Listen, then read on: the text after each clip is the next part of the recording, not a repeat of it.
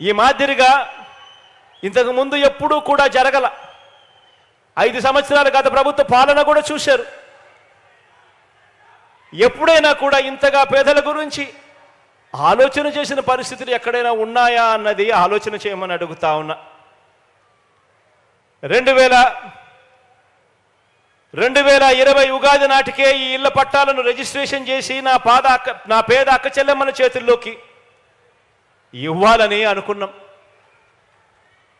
2020 ఉగాది నాటికే నా అక్క చెల్లెమ్మల చేతిలో ఇవన్నీ చెయ్యాలనుకుంటే, మంచి కోసం యజ్ఞం జరుగుతూ ఉంటే రాక్షసులు అడ్డుకునేవారు అని చెప్పి గతంలో పురాణాలు చదివేటప్పుడు మనం అంతా కూడా విన్నాం.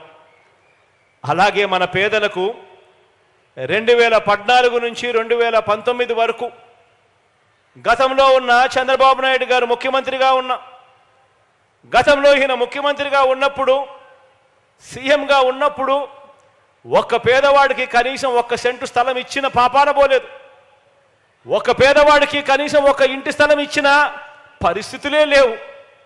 కానీ మనం ఇళ్ల స్థలాలు ఇవ్వడానికి అడుగులు ముందుకు వేస్తే వీల్లేదని అక్కస్తూ చంద్రబాబు నాయుడు గారు ఆయన వేయించిన కేసులు ఎన్నో తెలుసా? పేదలకు మీ బిడ్డ ఇళ్ల స్థలాలు ఇవ్వడానికి, ఇల్లు కట్టడానికి అడుగులు ముందుకు వేస్తే రాక్షసుల్లా అడ్డుకునేందుకు చంద్రబాబు నాయుడు గారు ఆయన మనుషులు వేసిన కేసులు ఎన్నో తెలుసా? 1 కాదు 2 కాదు, ఏకంగా 1191 కేసులు వేశారు ఈ దుర్మార్గులు. 1191 కేసులు వేశారు ఈ దుర్మార్గులు. కేవలం మీ బిడ్డ నా అక్క చెల్లెమ్మలకు ఇంటి స్థలాలు, ఇంటి పట్టాలు నా అక్క చెల్లెమ్మలకు ఇవ్వకూడదు అని ఎంత దుర్బుద్ధితో 1191 కేసులు వేస్తే, ఇవన్నీ చూసినప్పుడు అర్థమయ్యేది ఏమిటో తెలుసా? పేదలకు కావాల్సింది స్థలం, పెత్తందారి బాబు ఇచ్చినది పేదలకు కష్టాలు, పేదలకు కన్నీరు. బాబు సృష్టించిన ఈ న్యాయపరమైన అడ్డంకులన్నీ కూడా ఒక్కొక్కటి కూడా దాటుకుంటూ ఈరోజు ఒక్క ఒంగోలులోనే ఏకంగా 21,000 పేదలకు 21,000 పేదలకు ఇళ్ల పట్టాలు ఇస్తా ఉన్నాం. చంద్రబాబు నాయుడు గారు సృష్టించిన ఈ అడ్డంకులన్నీ కూడా దాటుకుంటూ ఇదే ఒంగోలు అర్బన్లోనే, ఇదే ప్రాంతంలోనే నిరుపేదల ఇళ్ల స్థలాల కోసం ఇదే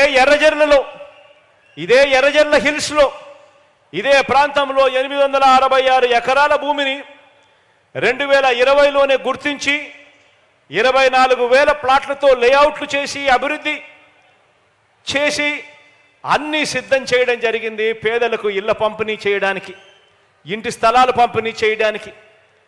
అయితే ఈ గొప్ప కార్యక్రమానికి చంద్రబాబు, ఆయన మనుషులు వీరందరూ కూడా కోర్టులో వెళ్ళి కోర్టులో కేసేశారు, అడ్డుకున్నారు. ఇవన్నీ కూడా అధిగమించి ఈరోజు మీ బిడ్డ అడుగులు ముందుకు వేశాడు.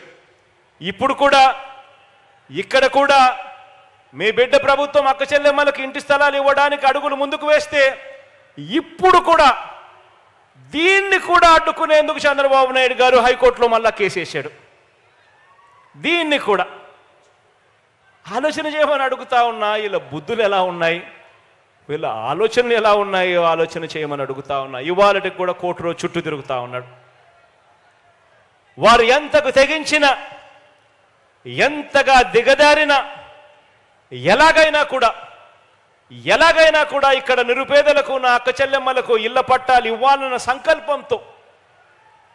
సంకల్పంతో ఇదే ఒంగోలు మున్సిపల్ కార్పొరేషన్ పరిధిలోనే మల్లేశ్వరపురం, ఎన్నగ్రహారం, వెంగముక్కపాలెం, ఎర్రజర్ల గ్రామాలకు చెందిన 342 మంది రైతన్నలు వారి దగ్గర నుంచి 536 ఎకరాల భూమిని సేకరించి ఏకంగా 210 కోట్ల రూపాయలు డబ్బులు ఖర్చు చేసి నా అక్క చెల్లెమ్మలకు ఇళ్ల పట్టాలు ఇచ్చే కార్యక్రమానికి శ్రీకారం చుట్టాము ఈరోజు. ఈ అక్క చెల్లెమ్మలకు ఇంటి స్థలాలు ఇళ్ల పట్టాలు ఇచ్చేందుకు 210 కోట్ల రూపాయలు ఖర్చు చేశాం.